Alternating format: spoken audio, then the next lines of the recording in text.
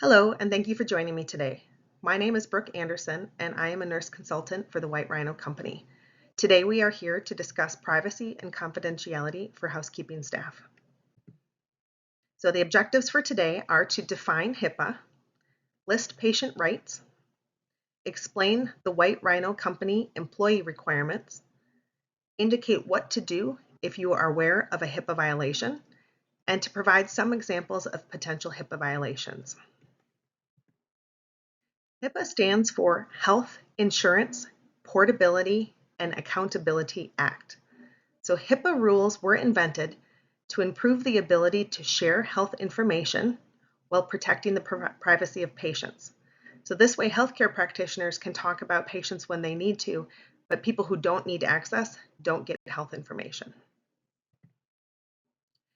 It also gives patients the right to request to see their own health information, request changes to their own health information. Patients can request limits on what information can be shared and with whom it can be shared with, and to request action be taken if protected health information is shared without their permission. Some of the HIPAA rules for staff include things like you cannot talk about patients outside of work with anyone. So for example, you cannot tell your friend that you saw your neighbor in the hospital. In addition, health information can only be shared among staff when needed for patient care. So for example, the nurse cannot share information about the patient's health with you unless it's important for your job. So if you're just kind of curious like how the patient's doing and if they're getting better, that is not information that the nurse is allowed to share with you. Patients must give permission before health information can be shared with family or friends. So for example, if someone asks you about the patient, you are not allowed to share any information, and instead you must tell that person to speak with the nurse. You also, as an employee, should not visit anyone admitted as a patient while you are still clocked into work, or if you have an ID badge that has your employer identification on it. If you see medical records, note that they must be kept safe.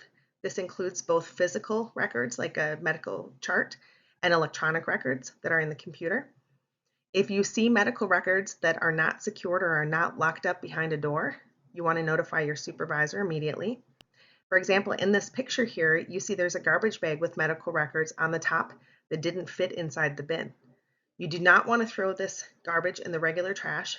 Instead, you want to notify your supervisor because it is the contracted site's responsibility to make sure that that protected information is put in a locked box or garbage can. So what is a breach? A breach is when information is shared with someone who does not have permission. So what are you supposed to do if you notice a breach? So you are required to report any breach in confidentiality to your supervisor. If you do not follow the rules and you do not report potential violations, HIPAA laws can impose both criminal and civil penalties. This includes things like making you pay a fine or even spending time in jail. So what happens if you see your neighbor in the waiting room? Are you allowed to say hi? Yes, you can say hi to them, but you cannot then go home and tell anybody else that you saw them at the hospital. What happens if you worked a lot with one patient and you really got to know them well over time? For example, I once had a patient that I took care of for 9 months while he was in the hospital. You still cannot email or befriend them on Facebook or other social networking sites. This is because what you have with them is a professional relationship, not a personal relationship. What happens if you have a question about a patient's isolation status or something else that is pertinent to your job, and you happen to take the elevator to lunch with the nurse? You still cannot talk about it in the elevator if there are other people around, because other people might get information about your patient that nobody else should have access to. What happens if you notice a bag of intravenous fluids and the patient's name is still on it and someone put it in the trash? You should immediately notify the nursing staff. They're supposed to either put a black line over the top of it or remove the label from the container before it goes into the regular trash. What happens if you're rushing and you realize you forgot to lock one of the office doors? You should immediately return and lock the door in case there are medical records or other sensitive documents in the office. In addition, if you feel someone may have entered the room while it was unlocked, you should immediately notify your supervisor. And then just some additional information for you as a White Rhino Company employee. So White Rhino Company cannot request a copy of your medical records because of HIPAA. That means that you are responsible requesting your medical records and turning them into the White Rhino Company office. This includes things like your COVID vaccines, flu vaccines, hepatitis B status, and if you've been injured or you've been off for a longer period of time, any medical clearance to return to work documentation. Therefore, anytime you get a vaccine, you want to make sure you request a copy of it that you can give to the White Rhino Company.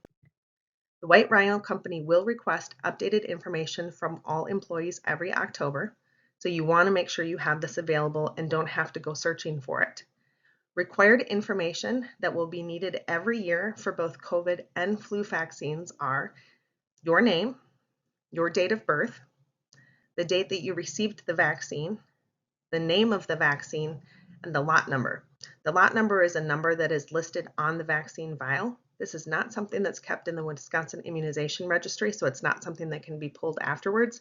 So make sure you keep a copy of the vaccine information that you receive from either Walgreens or the pharmacy or your physician's office. If you have any questions about any of the content covered in this presentation, please contact your supervisor. Thank you.